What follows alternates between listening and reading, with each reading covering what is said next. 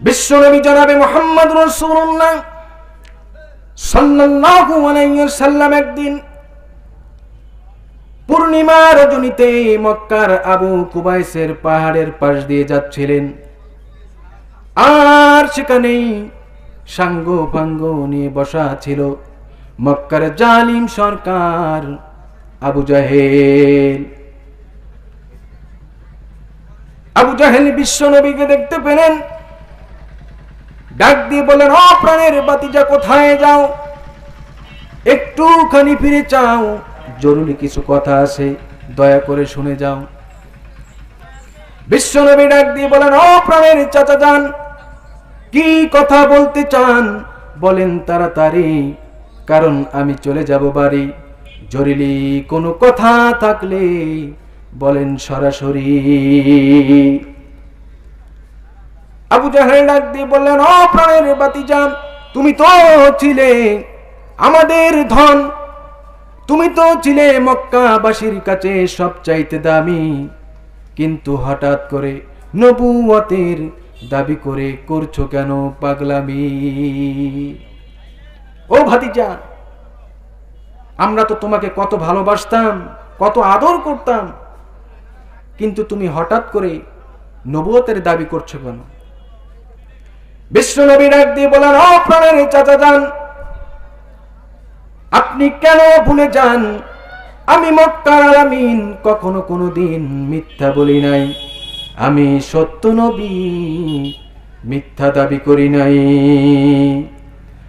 ও প্রাণের চাচা যান, সুতরাং আপনি যদি আপনার মঙ্গল চান তাহলে আর করবেন না ভুল, তাহলে হারাবেন একুল কুল দুই কুল, এতে কোনো সন্দেহ নাই আমি বিশ্ব নবী, আল্লাহর মনোনীত শ্রেষ্ঠ রাসূল। আবু জাহেল ডাক দিয়ে বলেন, ও প্রাণের বাতিজা, ওই আকাশের দিকে তাকাও, ওই পূর্ণিমা চাঁদের দিকে তাকাও, যদি সত্য নবী হয়ে থাকো ওই পূর্ণিমার চাঁদ দুই টুকরো করে দেখাও। বিশ্বনবী আল্লাহর নির্দেশ পেলেন, হাতের আঙ্গুলি ইশারা করলেন, হাতের আঙ্গুল ইশারা যেই করেছেন সাথে সাথে পূর্ণিমার চাঁদ দুই টুকরো হয়ে গেল। এই মুজিজা দিয়ে শুরু হয়েছে সূরাতুল কমার। আর সূরা আর রহমান শুরু হয়েছে বিশ্বনবীর শ্রেষ্ঠ মুজিজা, জীবন্ত মুজিজা কুরআনুল কারীমের নাম দিয়ে চিল্লায়ে বলুন আল্লাহু আকবার। আর রহমান আল্লামাল কুরআন, কি দিয়া বলেন? কুরআনুল কারীমের নাম দিয়া। তাহলে আমি আপনাদেরকে বুঝাতে পেরেছি যে তাহলে এই সূরার ফজিলত এবং গুরুত্ব কত উপরে, ঠিক না? সম্মানিত হাজিরিন, সূরা আর রহমানের ফজিলত এবং গুরুত্ব সম্পর্কে যদি বলা হয়, আমি শুধু মিজানুর রহমান আফসারী নই, তাম বিশ্বের সকল আলেম ওলামাকে এক করে যদি সূরা আর রহমানের গুরুত্ব এবং ফজিলত সম্পর্কে যদি আলোচনা করতে বলা হয়, তাহলে দেখা যাবে দিনের পর দিন শেষ হয়ে যাবে, রাতের পর রাত শেষ হয়ে যাবে, মাসের পর মাস শেষ হয়ে যাবে, তারপরও সূরা আর রহমানের গুরুত্ব এবং ফজিলত আলোচনা করে শেষ করতে পারবে না। এত ফজিলত এবং গুরুত্বপূর্ণ একটি সূরা। আল্লাহ রাসূল সাল্লাল্লাহু আলাইহি ওয়াসাল্লাম বলেছেন, আল্লাহর কোন বান্দা এবং বান্দি দুনিয়ার জমিনে বসে যদি সূরা আর রহমান বুঝে বুঝে যদি তেলাওয়াত করে এবং আমল করে, তাহলে হাসরের ময়দানে ওই সকল বান্দা বান্দির চেহারা থেকে নূর ঝলকাতে থাকবে। সুবহানাল্লাহ। বিশ্বনবী জনাবে মুহাম্মদ রাসূলুল্লাহ সাল্লাল্লাহু আলাইহি ওয়াসাল্লাম বলেন, এই পৃথিবীর জমিনে প্রত্যেকটা জিনিসের একটি করে সৌন্দর্য থাকে, প্রত্যেকটা জিনিসের একটি করে সৌন্দর্য আছে, ঠিক তেমন করে পবিত্র কুরআনুল কারীমের সৌন্দর্যের নাম হলো সূরা আর রহমান। তাহলে পবিত্র কুরআনুল কারীমের সৌন্দর্যের সূরাটির নাম কি বলেন? সূরা আর রহমান। আমার বন্ধুগণ, আব্দুল্লাহ ইবনে মাসউদ রাদিয়াল্লাহু তাআলা আনহু তিনি এই হাদিসটা বর্ণনা করেন। আব্দুল্লাহ ইবনে মাসউদ রাদিয়াল্লাহু তাআলা আনহু বলেন, আমাকে নিয়ে বিশ্ব নবী জনাবে মুহাম্মদুর রাসূলুল্লাহ সাল্লাল্লাহু আলাইহি ওয়াসাল্লাম একদিন পাহাড়িয়া এলাকার দিকে আমাকে নিয়ে চললেন। জনমানবহীন জায়গা, কোনো লোকজন নাই, কোনো লোকালয় নাই। আল্লাহ রাসূল সাল্লাল্লাহু আলাইহি ওয়াসাল্লাম আমাকে নিয়ে একটা পাহাড়িয়া গুহার সামনে দাঁড়ালেন। আল্লাহর রাসূল ডাক দিয়ে বললেন, ও আমার ঘনিষ্ঠ সাহাবী, ও আব্দুল্লাহ ইবনে মাসউদ, তুমি এই পাহাড়িয়া গুহার সামনে দাঁড়াও, আমি বিশ্ব নবী একটু গুহার ভিতরে প্রবেশ করব, তুমি এখানে দাঁড়াও। আব্দুল্লাহ ইবনে মাসউদ রাদিয়াল্লাহু তাআলা আনহু বলেন যে আমি আব্দুল্লাহ ইবনে মাসউদ আমি দাঁড়িয়ে রইলাম। আল্লাহ রাসূল ওই গুহার ভিতরে প্রবেশ করলেন। আল্লাহ রাসূল সাল্লাল্লাহু আলাইহি ওয়াসাল্লাম যখন গুহার ভিতরে যখন প্রবেশ করলেন, প্রবেশ করার পরে বিশ্ব নবী জনাবে মুহাম্মদ রাসূলুল্লাহ সাল্লাল্লাহু আলাইহি ওয়াসাল্লাম পবিত্র কুরআনুল কারীমের 114টি সূরার মধ্যে 55 নম্বর সূরা সূরা আর রহমান তেলাওয়াত করা শুরু করে দিলেন। আমি আব্দুল্লাহ ইবনে মাসউদ শুনতে পেলাম বিশ্ব নবী জনাবে মুহাম্মদ রাসূলুল্লাহ সাল্লাল্লাহু আলাইহি ওয়াসাল্লাম যখন সূরা আর রহমানের ওই আয়াতটি তেলাওয়াত করলেন, ফাবি আইয়ি আলাই রাব্বিকুমা তুকাযযিবান, এই আয়াতটি যখন বিশ্ব নবী তেলাওয়াত করলেন তখন কে বা কারা যেন সমস্বরে তারা সবাই বলে উঠল, লা নুকাযযিবু বিশাইইন ফালাউল হামদ। আমি আব্দুল্লাহ ইবনে মাসউদ হতভম্ব হয়ে গেলাম। আমি মনে মনে চিন্তা করলাম, আশেপাশে তো কোনো লোকজন নাই, কোনো লোকালয় নাই, কিন্তু বিশ্ব নবীর এই আয়াতের প্রতি উত্তরে কে বা কারা এই বাক্যটি উচ্চারণ করল। আমি আব্দুল্লাহ ইবনে মাসউদ দাঁড়িয়ে রইলাম।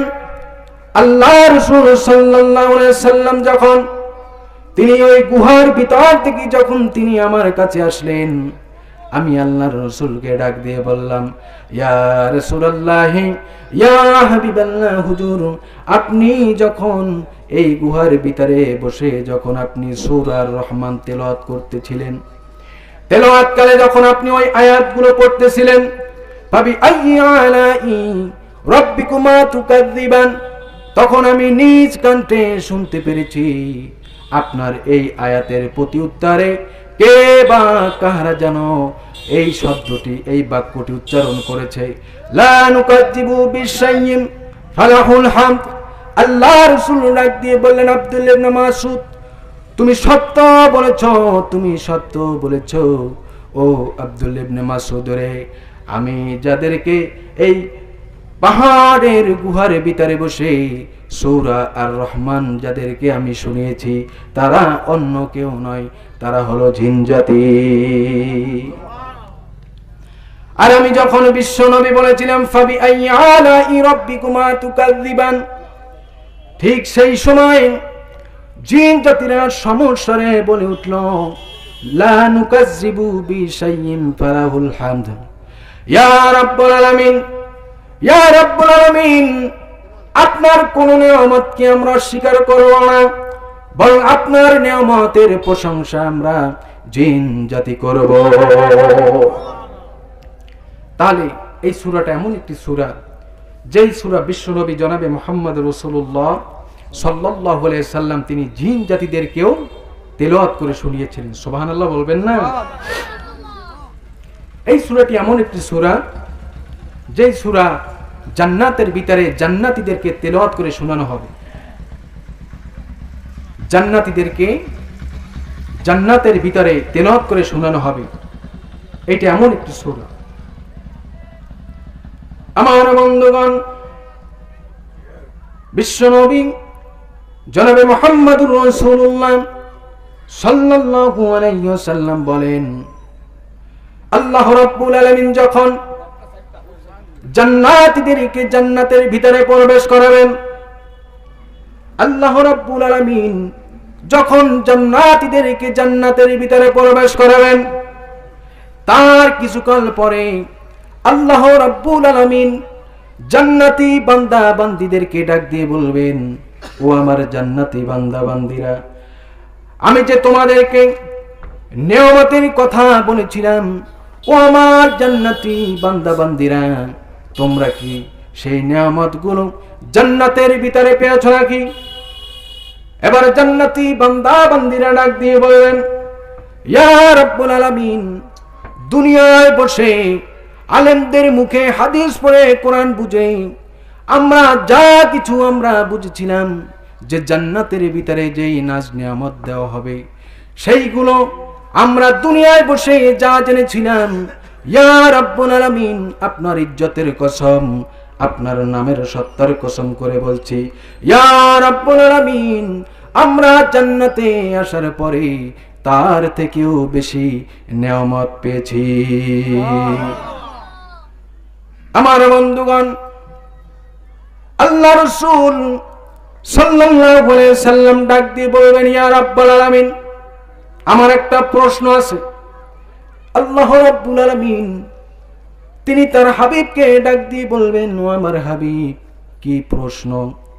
এবার বিশ্ব নবী ডাক দিয়ে বলবেন, ইয়া রাব্বুল আলামিন, আপনার জান্নাতি বান্দা বান্দীরা তারা বুঝতে পারে নাই, তার কারণ হলো আপনার জান্নাতি বান্দা বান্দীরা সহজ সরল, তারা যে এখনো পর্যন্ত একটা বড় নিয়ামত পায় নাই, সেইটা তাদের মনে ছিল না। আল্লাহ রাব্বুল আলামিন ডাক দিয়ে বলবেন, ও আমার হাবিব, সেই নিয়ামতটা কি? বিশ্ব নবী ডাক দিয়ে বলবেন, ইয়া রাব্বুল আলামিন, আপনার যেই বান্দা বান্দীরা আপনাকে পাওয়ার জন্য, আপনাকে দেখার জন্য দুনিয়ার জমিনে কত কষ্ট স্বীকার করেছে, দুনিয়ার জমিনে কত হামলা মামলায় শিকার হয়েছে, দুনিয়ার জমিনে আপনার যেই বান্দা বান্দীরা আপনাকে দেখার জন্য জেলের পর জেলে কারাবদ্ধ হয়েছে, আপনার যেই বান্দা বান্দীরা আপনাকে রাজি করার জন্য, আপনাকে খুশি করার জন্য ফাঁসির কাষ্টে পর্যন্ত ঝুলেছে, সেই বান্দা বান্দীরা এখনো পর্যন্ত আপনাকে দেখতে পারে নাই। আল্লাহ রাব্বুল আলামিন ডাক দিয়ে বলবেন, ও আমার হাবিব, আপনি ঠিক বলেছেন, তবে আপনি শুনে রাখেন, অতি শীঘ্রই আমি এই জান্নাতের ভিতরে আমি আমার জান্নাতি বান্দা বান্দীদের সাথে দেখা করব, তারা আমাকে সচক্ষে দেখবে, আর আমি আমার জান্নাতি বান্দা বান্দীদেরকে দেখব। আল্লাহু আকবার বলেন। আল্লাহ রাব্বুল আলামিন এবার তিনি তার নিজ উদ্যোগে একটা মঞ্চ তৈরি করবেন, নিজ উদ্যোগে তিনি বিশাল একটা মঞ্চের আয়োজন করবেন। ও আমার বন্ধুগণ, একটু চিন্তা করে দেখেন, দুনিয়ার কোনো এমপি মন্ত্রী যদি নিজ উদ্যোগে যদি একটা মঞ্চ তৈরি করে, তাহলে কোটি কোটি টাকা দিয়ে তারা সেই মঞ্চটা তৈরি করে, কত সুন্দর আলোকসজ্জা হয়, চোখ দাদালো হয়। জোরে বলুন, কথা ঠিক কিনা? আর এইবার আয়োজন করবেন যিনি সব সরকারের মহাসরকারে, যিনি আল্লাহ রাব্বুল আলামিন জান্নাতের ভিতরে বিশাল একটা মঞ্চ তৈরি করবেন। বিশাল একটা মঞ্চ যখন তৈরি করবেন, আল্লাহ রাব্বুল আলামিন নূরের সকল পর্দা তিনি বেদ করে সর্বপ্রথম জান্নাতীদেরকে লক্ষ্য করে মহান আল্লাহ রাব্বুল আলামিন সালাম দিবেন, আসসালামু আলাইকুম ইয়া ইবাদি। আল্লাহ রাব্বুল আলামিন যখন জান্নাতি বান্দা বান্দীদেরকে যখন সালাম দিবেন, জান্নাতি বান্দা বান্দীরা আল্লাহ রাব্বুল আলামিনের সালাম শুনে এতটাই মাতোয়ারা হয়ে যাবে, এতটাই দিশেহারা হয়ে যাবে, তারা বলবে, জান্নাতের ভিতরে আসার পরে যত নাজ নিয়ামত আমরা পেয়েছি, যত নাজ নিয়ামত আমরা উপভোগ করতে পেরেছি, আল্লাহর কণ্ঠে সালাম শোনার পরে সব নাজ নিয়ামতের কথা তাৎক্ষণিকভাবে আমরা ভুলে গেছি। আল্লাহ রাব্বুল আলামিন এবার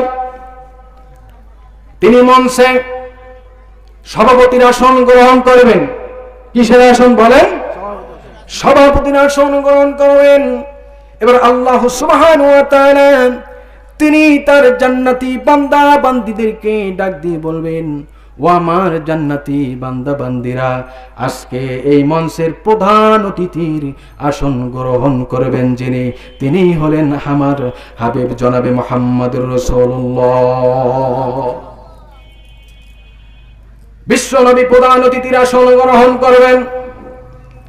এবার আল্লাহ রাব্বুল আলামিন তার জান্নাতি বান্দা বান্দীদেরকে ডাক দিয়ে বলবেন, ও আমার জান্নাতি বান্দা বান্দীরা, এইবার বিশেষ অতিথির আসন গ্রহণ করবেন যিনি, তিনি আমার হাবিব, তিনি হলেন একজন রাসূল, হযরতে দাউদ আলাইহিস সালাতু ওয়াস সালাম। হযরতে দাউদ আলাইহিস সালাতু ওয়াস সালাম তিনি বিশেষ অতিথির আসন গ্রহণ করবেন।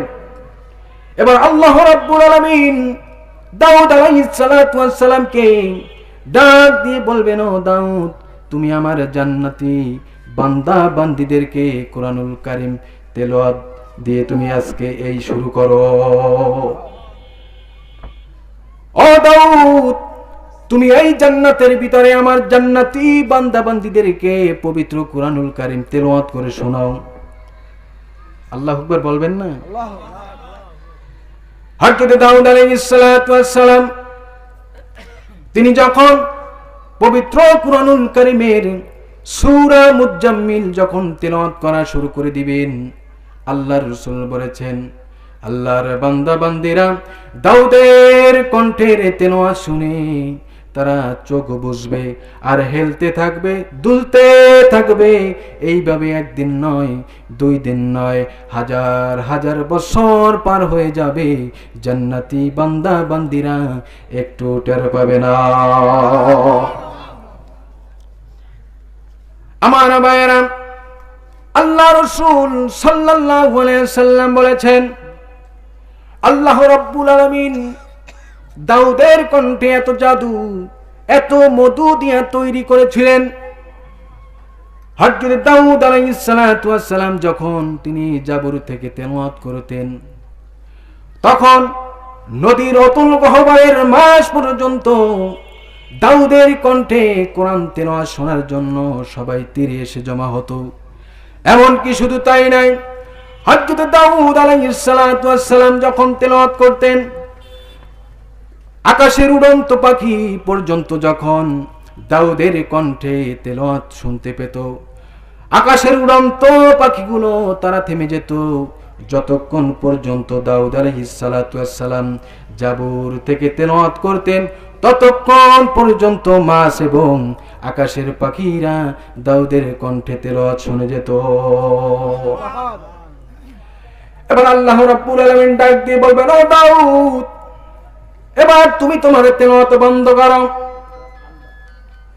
হযরত দাউদ আলাইহিস সালাতু ওয়াস সালাম যখন তেলাওয়াত বন্ধ করবেন, তেলাওয়াত বন্ধ করার সাথে সাথে জান্নাতি বান্দা বান্দীরা চোখ খুলবেন, চমকে উঠবেন। কি হলো? তেলাওয়াত বন্ধ হলো কেন? জান্নাতি বান্দা বান্দীরা তারা আল্লাহকে ডাক দিয়ে বলবেন, ইয়া রাব্বুল আলামিন, আপনি তেলাওয়াত বন্ধ করেছেন কেন?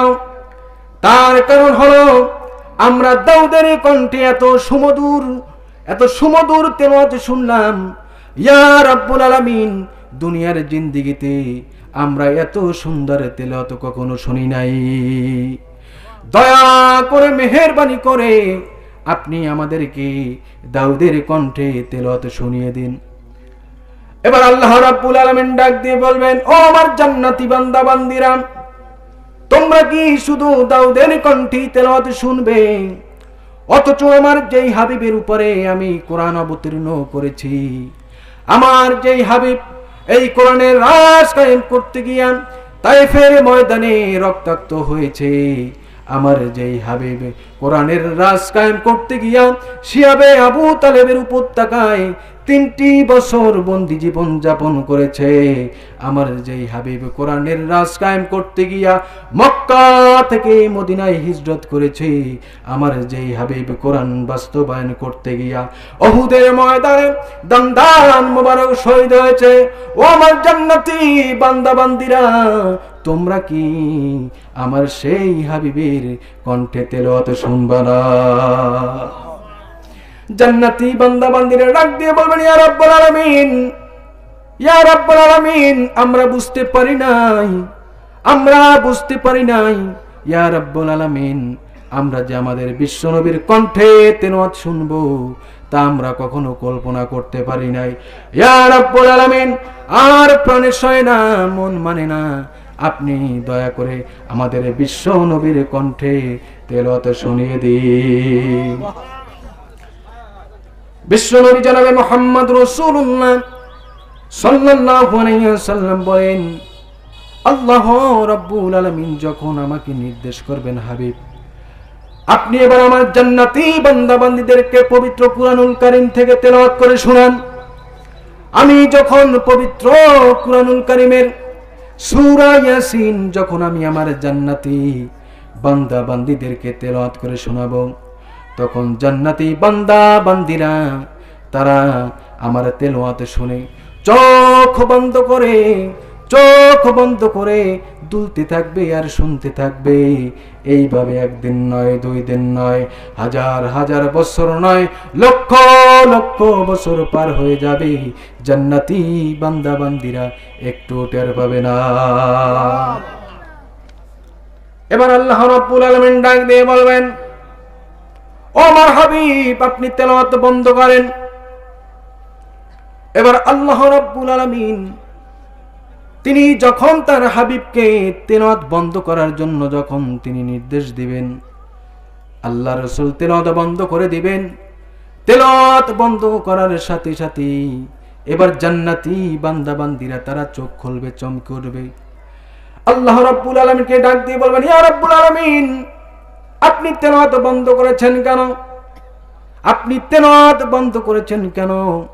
তার কারণ হলো, আমরা যখন দাউদের কণ্ঠে তেলাওয়াত শুনেছিলাম, আমরা মনে মনে চিন্তা করেছিলাম হযরতে দাউদের কণ্ঠের চেয়েও হয়তো এত সুন্দর সুমধুর কণ্ঠ আর কারো হবে না। কিন্তু ইয়া রাব্বুল আলামিন, আপনার ইজ্জতের কসম, আপনার নামের সত্তার কসম করে বলছি, ইয়া রাব্বুল আলামিন, যখন বিশ্ব নবীর কণ্ঠে যখন সূরা ইয়াসিন তেলাওয়াত শুনলাম, তখন মনে হয়েছে হযরতে দাউদ আলাইহিস সালাতু ওয়াস সালামের কণ্ঠের থেকেও লক্ষ লক্ষ কোটি কোটি গুণ সুমধুর কণ্ঠের অধিকারী আমাদের বিশ্ব নবী। আল্লাহ রাব্বুল আলামিন এবার জান্নাতি বান্দা বান্দীদেরকে ডাক দিয়ে বলবেন, ও জান্নাতি বান্দা বান্দীরা, তোমরা কি শুধু বিশ্ব নবীর কণ্ঠেই তেলাওয়াত শুনবে? ও আমার জান্নাতি বান্দা বান্দীরা, একবার বলো না দেখি, ওই যে দাউদের কণ্ঠে তেলাওয়াত শুনে একদিন নয়, 2 দিন নয়, হাজার হাজার বছর পার করে দিলে, ও জান্নাতি বান্দা বান্দিরা, একবার বলো না দেখি, ওই দাউদের কণ্ঠ দান করেছেন কে? জান্নাতি বান্দা বান্দিরা ডাক দিয়ে বলবেন, ইয়া রাব্বুল আলামিন, ইয়া রাব্বুল আলামিন, আপনি দান করেছেন।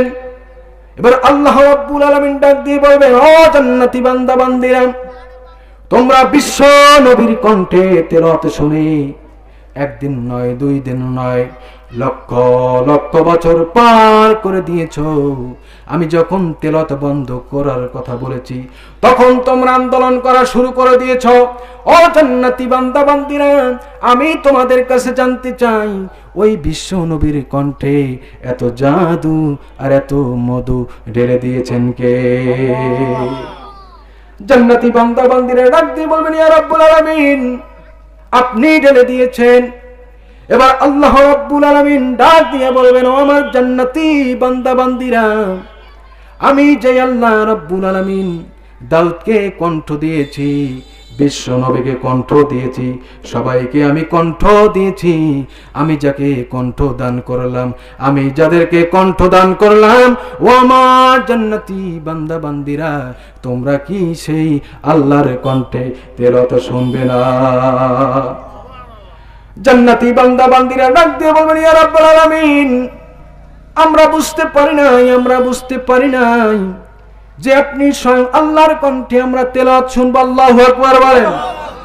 এবার আল্লাহ রাব্বুল আলামিন তার জান্নাতি বান্দা বান্দীদেরকে লক্ষ্য করে পবিত্র কোরআনুল কারীমের 114টি সূরার মধ্যে 55 নম্বর সূরা আর রহমান জান্নাতি বান্দা বান্দীদেরকে জান্নাতের ভিতরে তেলাওয়াত করে শোনাবে।